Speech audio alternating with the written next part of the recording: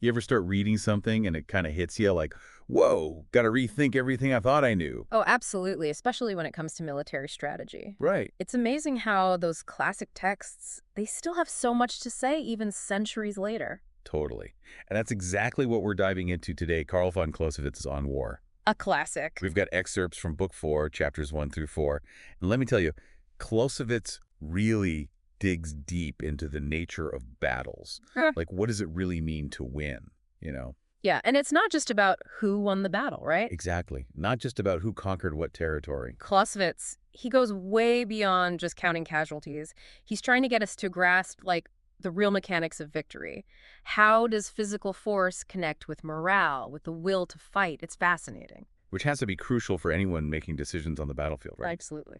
So, okay, Clausewitz, he's writing in the 19th century, a time of massive armies clashing in open battles. Right, those huge set-piece battles. How do his insights translate to modern warfare? You know, with all the technology and everything being so different today.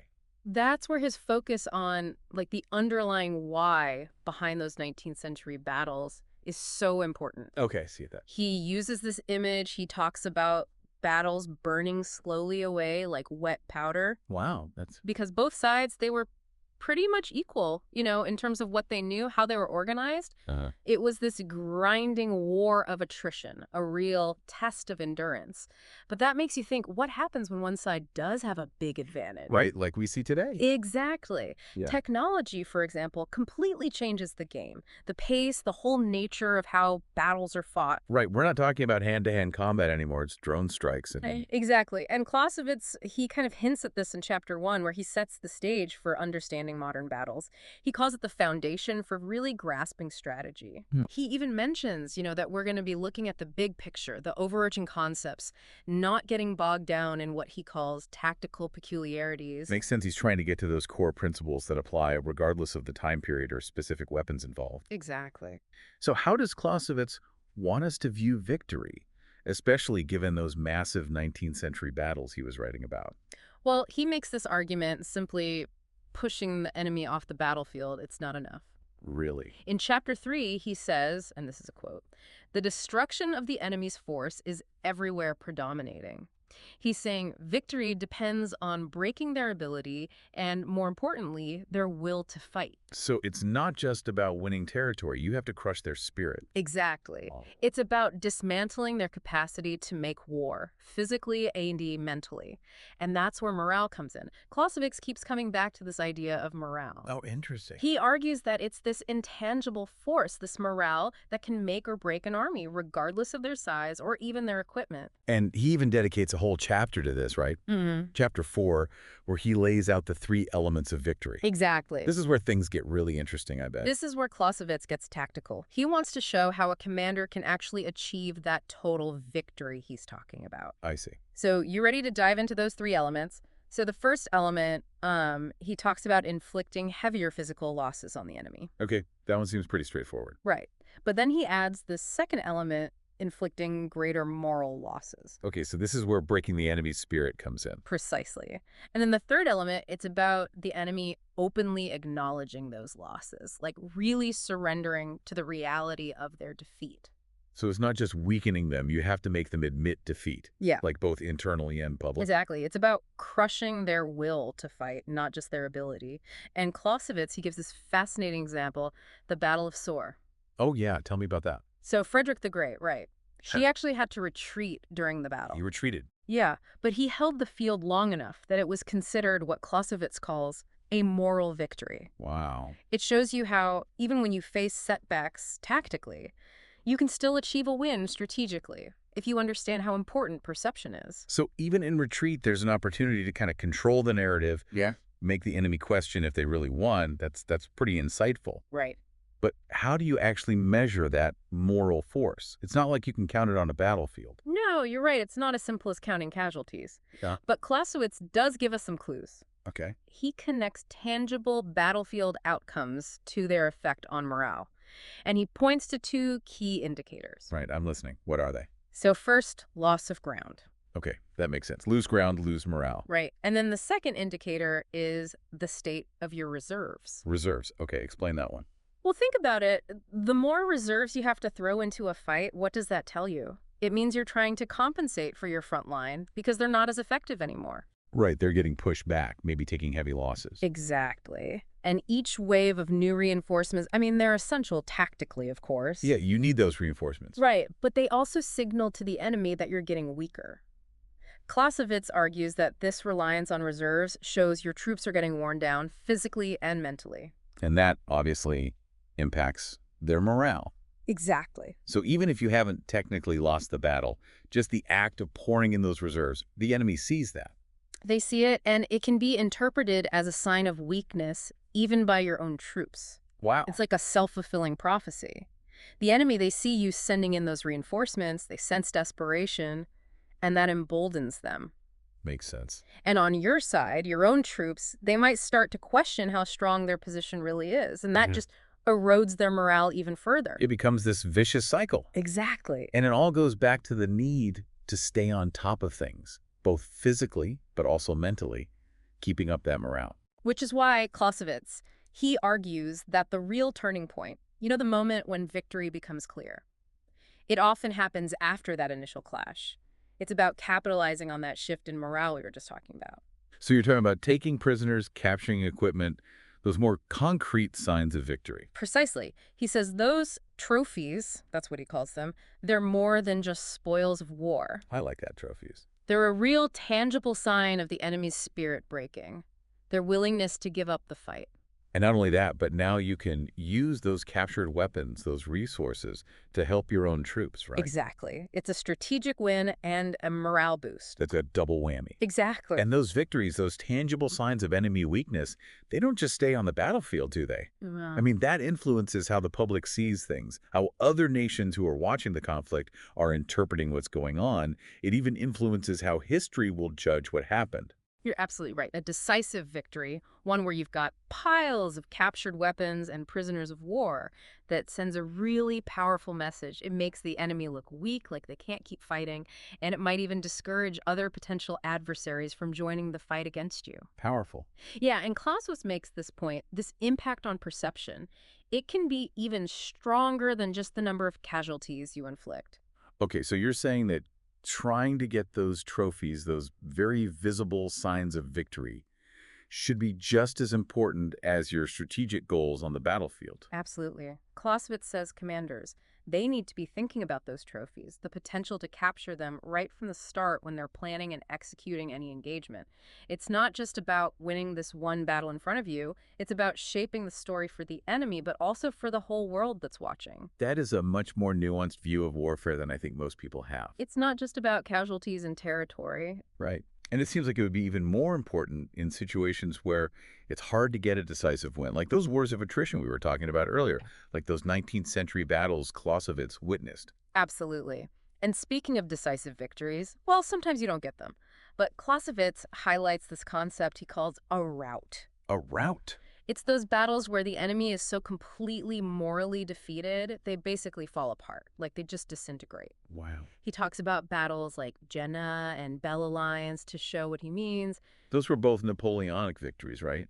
Where Napoleon's forces just completely overwhelmed their opponents. Exactly. And he contrasts those with a battle like Borodino, Okay. which was a really bloody battle, but it wasn't a complete rout. What happened? The Russians, they were defeated, but they weren't totally crushed, so they were able to regroup, and ultimately Napoleon had to retreat from Russia. So even in victory, there are degrees of success. And really understanding those degrees, knowing what leads to that total dismantling of the enemy, not just physically, but also in terms of their will to fight. That's what separates the good commanders from the great ones. That's what elevates a commander from just winning battles to really mastering the art of war. Exactly. It's recognizing that victory is about more than just being physically dominant on the battlefield. It's about morale. That's pure Clausewitz. And I'm guessing that's where he continues to take us as we go deeper into Book 4. Yes, definitely. In the next section, Clausewitz, he dives into this critical idea of securing your own retreat. Wait, your retreat? I thought we were talking about victory here. We are. It's about always being in control on the battlefield, even when things aren't going to plan. And for Clausewitz, retreat, it's not just about physically moving your troops out of danger. It represents losing control, and that can really damage morale. That makes sense. And if the enemy senses that weakness, it can quickly spiral into a rout. So how does a commander manage both things? I mean, how do they make sure they can retreat safely but also put pressure on the enemy to do the same? It's about thinking ahead, several moves in advance. You have to anticipate not only your enemy's next move, but how that move will affect both sides, and then the move after that. Wow. So it's about reading the battlefield like a chessboard. Right. Always thinking about different possibilities, different outcomes, and how every single decision could affect your ability to advance or retreat. That's a great way to put it. Thank you. And just like in chess, sometimes the smartest move really is a strategic retreat. Sometimes that's how you set yourself up for a bigger victory later on. Okay, but how do we square this whole focus on retreat with the importance of morale that Clausewitz keeps talking about? It's important to remember retreating doesn't automatically mean you've lost. Right, it's not about admitting defeat necessarily. Exactly. It's about holding onto your strength, both your forces and their morale, even as you're pulling back. If you can retreat in a way that preserves your strength and keeps the enemy guessing, that can actually boost your own morale in the long run. Interesting. So it's about choosing when to fight, knowing when to stand your ground, and when it's better to regroup and live to fight another day. Exactly. And on the other hand, a poorly planned advance, one where your forces are left exposed, that can be just as demoralizing as a defeat. Because now you're overextended. Right. It all comes back to what we were talking about with Clausewitz, breaking the enemy's will to fight.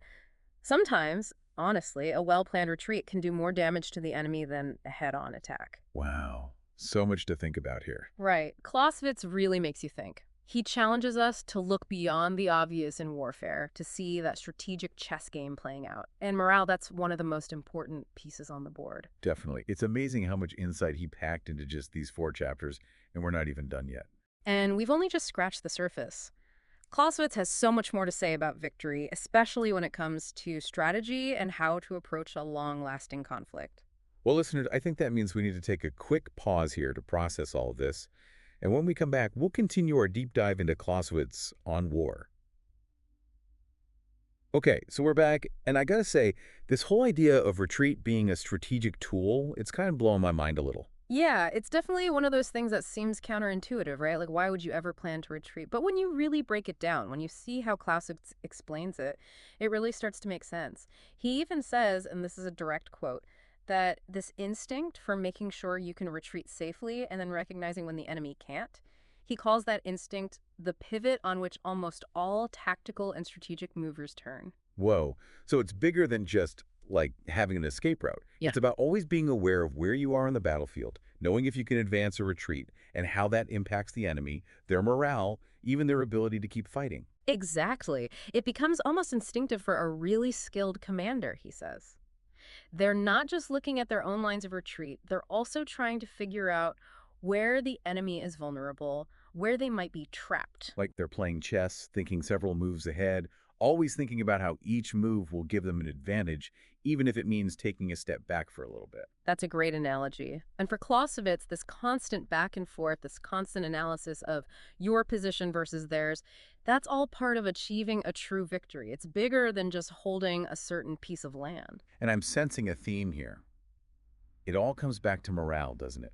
A commander who can keep their own army's morale high, while at the same time chipping away at the enemy's morale, they have a huge advantage. 100%. And that's why even a tactical retreat, like we were talking about, can be a strategic win if it's done right. Oh, so? If you retreat in a way that keeps your forces strong and keeps the enemy guessing, that can really give your side a boost while the enemy starts to doubt themselves, you know? So it's all about choosing your moment, knowing when to push forward and when it's smarter to hold back.